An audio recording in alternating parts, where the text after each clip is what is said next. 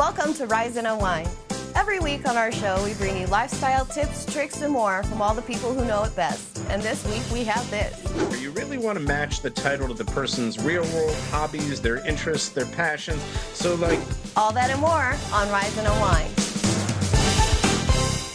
For many families, a prostate cancer diagnosis impacts everyone, especially caregivers who step in to help with appointments or treatment and emotional support. A new study reveals the significant role they play in early detection and recovery. Dr. Daniel George, oncologist and professor at Duke University, and Gina Carithers, president of the Prostate Cancer Foundation, are joining us today to talk about how the prostate cancer journey is changing for patients and caregivers alike. Welcome to you both. Thanks, Matt. Nice to be here. Thank you. Great to be joining you today. Dr. George, for those who may not know, which men face the highest risk of prostate cancer? You know, Matt, the truth is all men are at risk for prostate cancer as they age, but there are some groups that are at higher risk than others. So in particular, men with a family history of prostate cancer, father, brother, grandfather, what have you, that if that's your family history, you're at greater risk of developing prostate cancer. In addition, men who identify as Black or African ancestry, those men are at greater risk of developing prostate cancer and a more aggressive form of prostate cancer. And then lastly, there's a group of men that we detect through PSA screening. So we recommend for all men between age 45 and 50 a PSA test. This is a simple blood test your primary care doctor can order for you. And if that level at that sort of midlife time point is above 1.6, doesn't mean you have cancer, but you're greater risk of developing it in your lifetime. So those are the three populations we really focus on. And Gina, what are some of the ways caregivers can best support their loved ones through this process? Sure, Matt. So one of the key things is there's a whole screening process, right? A simple blood test that goes on, and whether the recommendations are every year or every other year, it's usually the people around the men in their lives who reinforce that it's a great idea to keep your annual or biannual doctor's appointment, right? And at that appointment, to have a conversation with your doctor about prostate cancer and ask for the PSA, a simple blood test. And so if you're then diagnosed with prostate cancer, the loved ones, those caregivers, can be very helpful in terms of a support network. So they're the ones who can have a conversation with you about treatment options and help with the shared decision-making, and be an advocate for their patient loved ones. They're also extremely helpful when they become informed about this disease, and they can share that information with the men in their lives who in fact are going through this journey. And then it's also important that the caregiver, if needed, go to the healthcare appointments with the patient and be that second set of ears to understand what this process is like. We know that a diagnosis of cancer is difficult for anybody. And we know prostate cancer is particularly a difficult diagnosis for men. And so those caregivers play an essential role in guiding and supporting along that journey. Dr. George, how's the current treatment landscape giving patients and families new hope? Yes, it is, Matt. It's changing. 10 years ago, for men with advanced stage prostate cancer, so disease had spread outside the prostate, maybe to bones or lymph nodes or other organs, average survival was 2 to 3 years. And that's all turned over now. We've got combination therapies that are resulting in much longer and deeper responses. Men are living 7 to 10 years now with advanced prostate cancer. And who knows what we have for treatments after that. So there's a lot of hope out there. There's a lot of opportunity for patients to continue to live and live well with prostate cancer. And for more information about those combination treatments and what might apply for you, we have a new website for you to visit. It's called advancedpctreatment.com. That's Advanced PC Prostate Cancer Treatment, all one word, .com. And Gina, what support systems or resources should families be aware of? Sure. At the Prostate Cancer Foundation, we have a website newly launched in May of 2025 that provides all aspects about the disease that's prostate cancer, about the biology of the disease all the way through different treatments, et cetera. In addition, we have a localized patient treatment guide and an advanced prostate cancer patient treatment guide. Those are easily downloaded from the Prostate Cancer Foundation website, pcf.org. And again, for treatments looking specifically at advanced prostate cancer, the advancedpctreatment.com website is extraordinarily helpful for men and their families to understand treatment. Thank you both for joining us today. Our pleasure. Thanks, Pat. Thank you. Ever think about how much strength it takes for the tiniest babies to fight their way into the world? November is Prematurity Awareness Month, and it's a moment to honor those little fighters and the families and caregivers who support them every step of the way. Dr. Diana Patel is a board-certified pediatrician and mom of two, here to help us understand why caring for premature babies is so specialized that even their diapers are made with extra intention. Have a look. Each year, more than 360,000 babies are born too soon, representing about 10.4% of all births nationwide. For families, it's an incredibly emotional journey. Caring for premature babies is incredibly specialized, and even something as simple as a diaper has to be completely reimagined. Pampers is behind every baby, even the tiniest fighters, which is why they created the world's tiniest diaper. Pampers Swaddlers size extra, extra small, designed to provide care and comfort for the most vulnerable babies born prematurely, weighing less than 1.1 pounds. Pampers is the #1 choice of NICU professionals and the first brand to partner with NICUs and create a Preemie diaper. Each diaper in Pampers' Preemie collection is designed for extremely premature skin and is made with premium soft materials to help prevent abrasion of babies' underdeveloped skin. For over 25 years, Pampers has partnered with March of Dimes, a national organization dedicated to improving the health of mothers and babies. This November, during Prematurity Awareness Month, Pampers is continuing its commitment to the advancement of care for the most vulnerable babies with a donation to the March of Dimes NICU Family Support Program. This program provides education, comfort, and life-changing guidance for more than 50,000 families each year as they navigate the challenges of a newborn stay in the NICU. Visit Pampers.com to learn more about how you can support preemie care with a donation to March of Dimes this month. The holidays mean a ton of people hitting the road, and with winter weather, early sunsets, and unpredictable conditions, even the simplest trip can get tricky fast. Today, we're joined by Brian Moody, executive editor for Kelley Blue Book, with some quick things drivers can do to stay safe, stay prepared, and keep their cars road ready this season. Brian, it's good to have you here again. Yeah, thanks for having me. And you're right, a lot of people will be hitting the road, and there are some few quick and easy things you can do to make that trip a little bit safer and more enjoyable.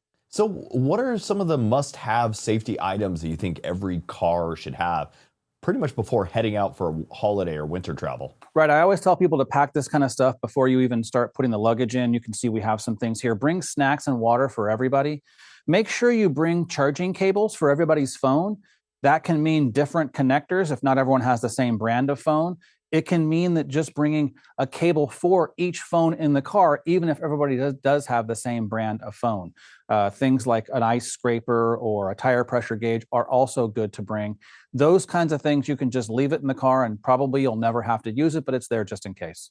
And you're also showing a really simple visibility tip today. What's your top suggestion for making sure a car is winter ready, especially when the weather changes so fast? Right. And, you know, most people think of tire pressure, change the oil, check the washer fluid. Everyone thinks of those things, but they don't often think of the wipers. And the wipers are a simple, cost-effective way to make sure that you can see and that's a stress reducer in addition to a safety thing.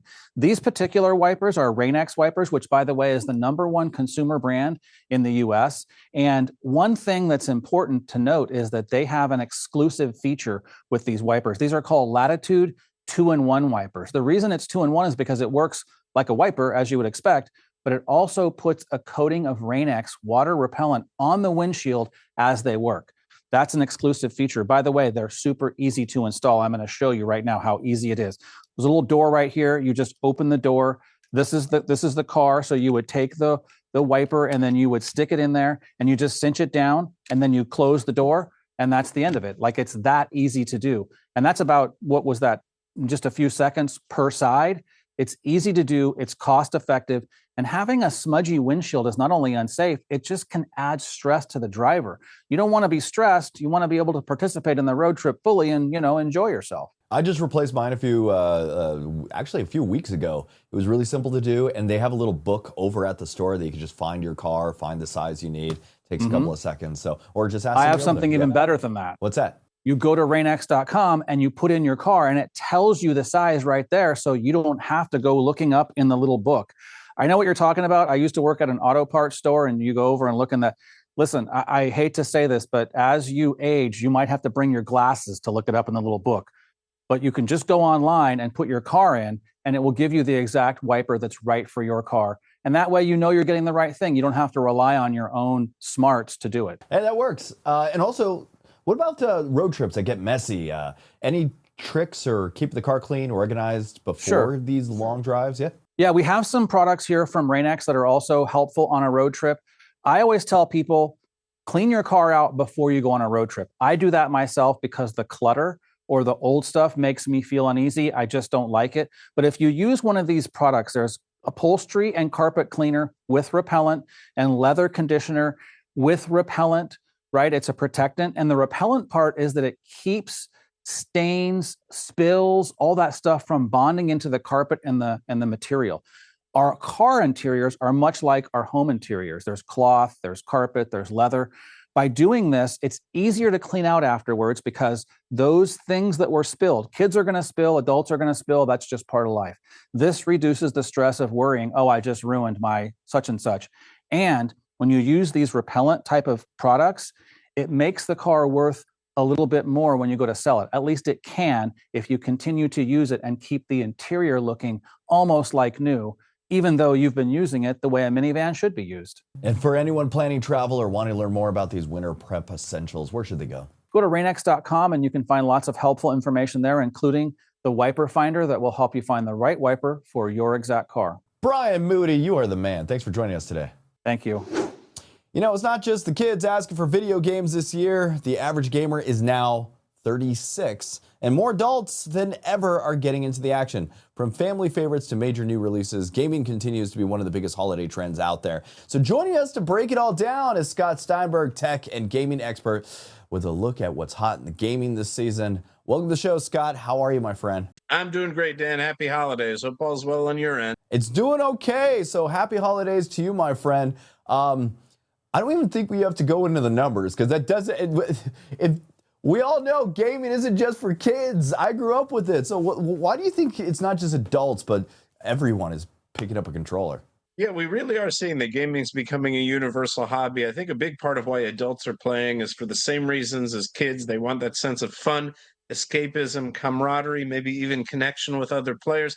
I also think a lot of it's been driven by gaming's continued technological advancement, because now you get movie quality storytelling from today's titles, these unrivaled visual graphics, deeply complex strategic experiences. And also another thing too is whether you're sneaking in a quick game on your mobile device or you're unwinding after a long day at work with a giant adventure, I really think gaming now fits everybody's lifestyles and interests. And with so many types of games available now, what's the best way to choose something that fits pretty much everyone on your holiday list? Yeah, so I was kind of hitting at it there. You really want to match the title to the person's real world hobbies, their interests, their passions. So like if you got a strategy buff in the family, if you got somebody who's into world building or strategic thinking, then there's all sorts of simulations and strategic titles that'll fit the bill. If you got somebody who digs Hollywood blockbusters, maybe you go with an action adventure or a role-playing type title. The thing is, as long as you match it to their passions in the real world, you'll have no trouble finding a game that fits. And what about some of the new titles launching this season? What are some of the ones that you're most excited about? Yeah, there's actually two that really stand out that I think everybody's going to love. One is a strategy game. The other is an open world role-playing experience. So right off the bat, there's Anno 117 Pax Romana. This is the strategy game. It's all about city building, and it's set at the height of the Roman Empire. And you actually play as the governor of your own province. So you have to manage resources, deal with trade, diplomacy, military scenarios, whatever challenges the game throws at you. So of course, we've read about and seen the Roman Empire on TV. Now you get to live it and control the fate of your own empire. But also there's Assassin's Creed Shadows. This is the latest in the best-selling iconic franchise. Guarantee you got at least one gamer in the family who's tried one or heard of one before. So they really kick things up a notch in Assassin's Creed Shadows. in that it's an action adventure, it's sprawling, it's super immersive, and it's set in a living, breathing, feudal Japan. So you can switch between combat styles depending on the mission, two heroes. You can go stealthy if you want, for example, play as the ninja Nawe. If you want to try brute strength, you can play as the samurai Yasuke. Super cinematic, great storytelling. Both are going to immerse you in the periods and really give you something to play for the holidays and beyond. That's awesome. I'm always a fan of Assassin's Creed, and I really want that nice little Roman Empire game that you got there.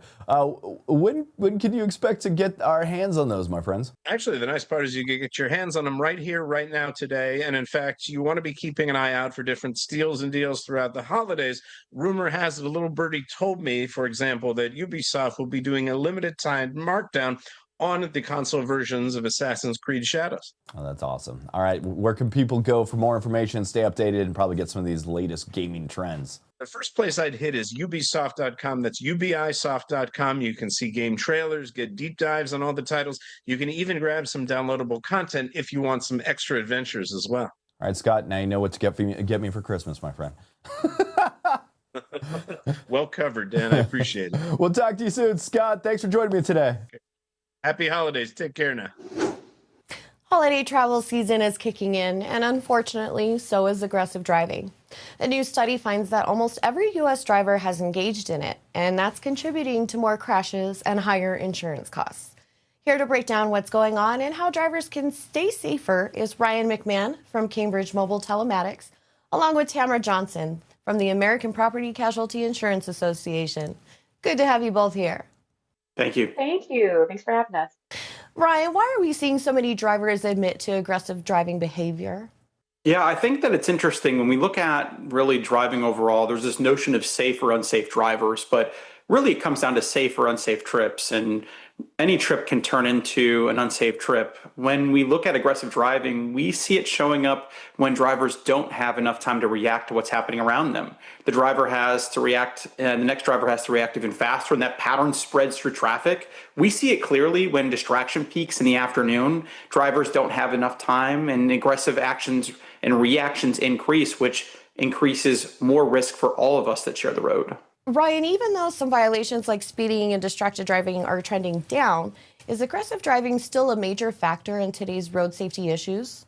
It is, and really aggressive driving is an umbrella for a lot of roadway risks, but speeding and distraction are really the biggest contributors to severe crashes. And we see distraction rise in the afternoon on the commute home. We see excessive speeding peak on Friday and Saturday evenings. So when that occurs, we see the highest levels of risk paired with the least amount of reaction time for those drivers. And ultimately, that is a major contributor to crashes. 34% of all crashes, the driver's phone is in their hand at the time of impact. And even if you're not in a crash, the fact that this is happening all around us does impact you personally. Tamara, many drivers feel their premiums are going up, even if they haven't had a claim. What's driving those increases, and what role does aggressive driving play? Yeah, so when we talk about what we're all paying for auto insurance, it really is driven by the cost of a claim. So that's why drivers maybe have never even had a ticket are starting to see some increases in their premium. It's really because the cost of the things that auto insurance has to pay for are going up. And so that includes things like vehicle repairs and replacement parts, and also medical costs. And so as we have this conversation about aggressive driving, we really have to look at this like we're all in this together, because when we see more aggression on the road, there's more risk of crashes. We see more crashes, there's more insurance claims being filed, and ultimately that's going to increase prices for all of us. Tamara, what are some of the practical steps people can take to help lower their insurance premiums? Yeah, so probably one of the first things you could do, you could talk to your insurance carrier about raising your deductible. That would actually immediately decrease your premiums monthly. You can also shop around, see if there's better policies out there. But while you're doing that, you want to make sure that you're comparing apples to apples in terms of plans, so you don't have any coverage gaps if you do switch carriers. Then you can also look and see if there's incentive driving plans, safe driving incentive plans, where you can utilize things like telematics and phone apps to track your driving and make sure you're a safe driver. And that can ultimately result in some discounts for your monthly premiums.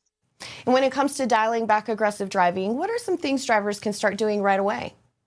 Yeah, so definitely want to make sure that you're eliminating distractions when you're behind the wheel. Put your phone away, put your full focus on the road. That will give you enough time to respond in the case of emergency so you won't be stressed and there's no need to be aggressive while you're behind the wheel. And also slow down. We see that speed is one of the primary factors in the severity of a crash. It can ultimately impact whether someone is injured or killed. And then also, we're moving into the holidays. We know there's going to be more traffic on the road. Try to pack your patience, give drivers a little bit of grace, and keep in mind that your main focus is to get home safely. For viewers who want to dig a little deeper, where can they go for more information? Absolutely. You can visit apci.org/auto for additional information. Thank you, Tamara Ryan. You've given myself and all our viewers a lot to think about today. It's been great having you on the show. Absolutely. Thank you. Thank you. You ever wish you could see what the future of our planet might look like and meet the people building it right now? Season 2 of the Visionaries with Zay Harding takes us on that journey from remote landscapes to busy cities, showing how inventors, scientists, and everyday problem solvers are tackling today's biggest environmental challenges. So joining me today are Zay Harding and series executive producer Thais Lopez Vogel from Volo Foundation. I want to welcome you two to the show. How are you guys? They're doing great. I like that intro. That's great. Like seeing into the future, all of these people that we feature actually have that vision. They're able to somehow see this happening just from an idea. So we jump in right as they're making it happen, which is really exciting. And season 2, it's about to launch. What should viewers expect this time around? More of the same, but further. We're taking things further. So a lot more initiatives. We're traveling around the U.S. currently. Still, we're still hitting up some incredible. We're looking right now at the first ever electric tugboat. They're taking all the technology from our electric cars and they're able to do stuff they've never been able to do before. Because all that money and research has been invested in electric cars, now they're able to put it on boats and they're quiet, they're better for the environment, they're not leaking anything. This is a hybrid plane over here. So you've got half electric, half fuel. This is Ed Begley, he's got his home, completely sustainable. Those guys are in Keep Tahoe Blue in Lake Tahoe. They've got a B-bot, a beach robot that roams around 54 miles cleaning up. This is a kid who does a recycled battery program. This guy has an electric stove. I mean, there's all kinds of, we cover all the bases in every which way. This is a girl taking fish scales and turning them into plastic. There's we're not going to tell you everything that's in season 2. You have to watch the show. But there's a sneak peek. I guess out of all the stories that you guys filmed, was there one that has really stuck with you personally? Yes. I mean, all of them are. The seashells one really hits me. Actually, you know what? I'm going to tell you one that was really, really amazing. In Louisiana, there's a recycle place that's taking the glass and they're just pulverizing it into sand-sized glass. And they're taking that and they're filling up, they're building little islands within all the bayous because those have been really messed up from the salt water getting into the fresh water and it's killing all the cypress, which was giving the foundation for the islands there.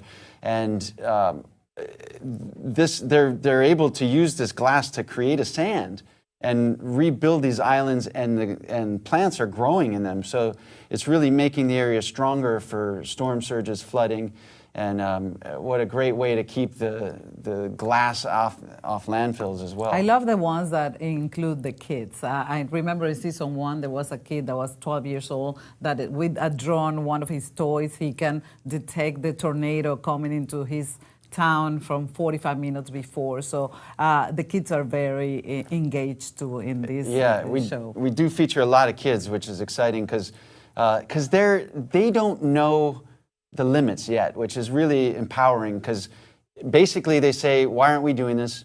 And someone says, well, because of this, and he says, well, then let's make it happen. We need it, so why aren't we making it happen? I mean, as a kid, you're taught that. Yes, and so they've got that great fresh mentality, and they're really pushing boundaries. This one kid was using sunlight and figured out if he mixes in titanium chloride, which I don't even know how he figured that out, just online research, which they're all doing, he's able to capture microplastics, which is a real issue. We're all eating microplastics We're inhaling microplastics, yeah, they're eating credit cards. yeah, there's a credit card size of plastic in each of us on average in our brain right now because of all the microplastics. And he's figured out how to capture that in water and then get rid of it. So there's all kinds of these initiatives that you can expect in season 2. And one of the big themes here is inspiring people to take action.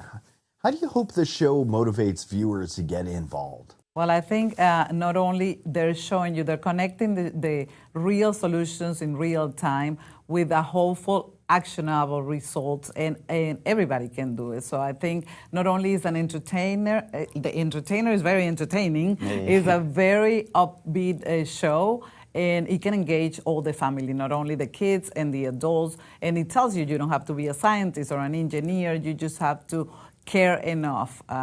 It's only when we care about our future that we invest in it. It is real people, and that's a really good point. It's not anybody preaching, any companies doing anything. It's just people trying stuff that they're finding that are working. And so we're featuring that to hopefully inspire not just the viewers, but other people who are doing this so they can collaborate and start taking things further. We were just in Florida, and this guy's doing a sea hive, which is like a beehive design, which is so clever because they don't need anything to hold it together but weight.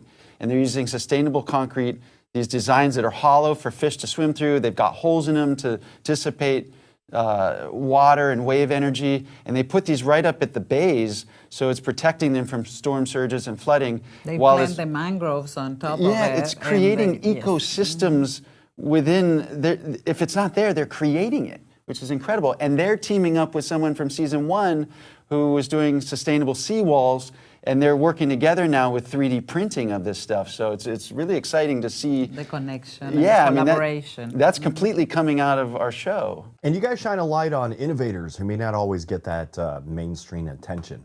Why is that so important right now? I think that when you highlight innovators, not only they can partner, they get partnerships, they get funding, they get policy, they can get more research, the research can advance. And not only that, for you as a kid especially, being highlighted in a program like this, I mean, it gives you all the hope that what you're doing is gonna get you somewhere in the future. And if somebody wants to learn more about the show or the work that Volo Foundation is doing, where is the best place to start? At any platform. We have volofoundation.org. We have Visionaries TV. You can Google any of these platforms, and you'll find us there. Yeah, and then watch the show on Saturday mornings on CBS. There's CBS.com and also Pluto TV. Mm-hmm. Hey, I want to thank you two for joining me this morning. Thank you very much. Thanks for watching Rise Unwind. Please visit us on our website at riseunwindtv.com. Follow us on our socials and subscribe to our YouTube at Rise Unwind. And thanks for tuning in. You take care. We'll see you next week.